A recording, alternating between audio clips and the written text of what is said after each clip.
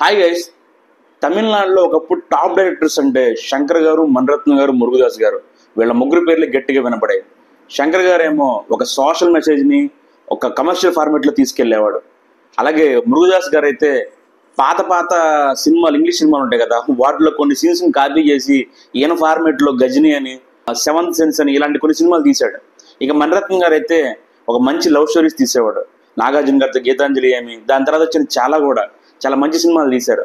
అయితే వీళ్ళు ఒకప్పుడు చేసిన సినిమాలు ఆ ఫార్మేట్ని ఇప్పుడు మళ్ళీ అదే ఫార్మేట్ని డబ్బులు ఖర్చు పెట్టించి మరీ చేస్తున్నారు. ప్రొడ్యూసర్ చేత ఎక్కువ డబ్బులు పెట్టించి హీరోని బుక్ చేసుకొని అదే ఫార్మేట్లో సినిమాలు తీస్తున్నారు శంకర్ గారు, మురుగదాస్ గారు, మణిరత్నం గారు. దీనివల్ల ఇంపాక్ట్ ఏమవుతుందంటే ఆల్రెడీ ఆ ఫార్మేట్ చూసి చూసి అలసిపోయి కొత్త ఫార్మేట్లు, ఇప్పుడు ఓటీటీ వచ్చిన తర్వాత ఓల్డ్ సినిమా మొత్తం ఇంట్లోనే ఉంటుంది. ఈ కొత్త వాటికి అలవాటు పడే జనం ఆ సినిమా చూడటం మానేస్తున్నారు. Majority of the people Shankar గారి మూవీస్, మురుగదాస్ గారి మూవీస్, మణిరత్నం గారి మూవీస్ చూడటం మానేశారు. వీళ్ళు మళ్ళీ మంచి కథ వస్తారు, కొత్త కథ వస్తారు, కానీ ఆ అవకాశాలు ఇచ్చిన ప్రతిసారి వీళ్ళు ఒక ఫ్లాప్ మూవీతో వస్తున్నారు. ఎందుకంటే వాళ్ళకి ఆ స్టోరీ టెల్లింగ్ పాతగా ఉన్నదే తెలుసు.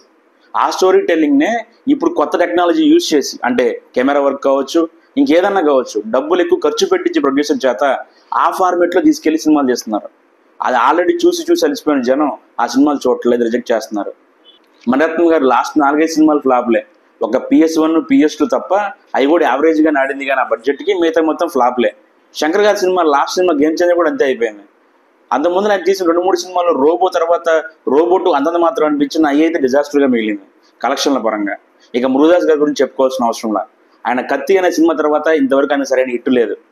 ఇలా వీళ్ళు ముగ్గురు డైరెక్టర్స్ ఆ స్టోరీ టెల్లింగ్ని, వాళ్ళ పాత స్టోరీ టెల్లింగ్ని నమ్ముకొని ఇలా ముందుకు వెళ్ళబట్టి కొత్తగా వస్తున్న హీరోలు పెద్ద డైరెక్టర్లు కదా, మనకు మంచి లైఫ్ ఇస్తారని చెప్పేసి, మనకి యాక్టింగ్లో కూడా ఏదైనా స్కోప్ వస్తుందని చెప్పి వీళ్ళ దగ్గరికి వెళ్తుంటే అదే స్టోరీ టెల్లింగ్ వల్ల వీళ్ళు బుక్ అయిపోతున్నారు. నో చెప్పలేక సినిమాలు తీస్తున్నారు. ఈ డైరెక్టర్లతో ఆ సినిమాలు ఫ్లాప్లు అవుతున్నాయి, ప్రొడ్యూసర్లు బలవుతున్నారు, కొన్నాళ్ళకి చెడ్డ పేరు వచ్చేస్తుంది. ఇప్పటికైనా సరే ఈ జనరేషన్లో శంకర్ గారు కానీ, మురుగదాస్ గారు కానీ, మణిరత్నం గారు కానీ, ఇప్పుడు జనం ఓటీటీ జమానాలో వాళ్ళు ఎలాంటి సినిమాలకు ఇష్టపడుతున్నారు, మనం ఆ ఫార్మేట్లోకి వెళ్ళి రాయగలమా, అదే పాత స్టోరీ టెల్లింగ్ కాకుండా ఒక కొత్త జనరేషన్గా మనం రాసి మళ్ళీ ఎగ్జాంపుల్గా నిలవగలవా అనే ఆలోచన వాళ్ళు రేకెత్తిస్తే ఓకే, కానీ ఇలాగే ఉంటే మాత్రం చాలా కష్టం. వీళ్ళ వల్ల ఎంతమంది ప్రొడ్యూసర్లు బలవుతారు, హీరోలు బలవుతారు. That's it.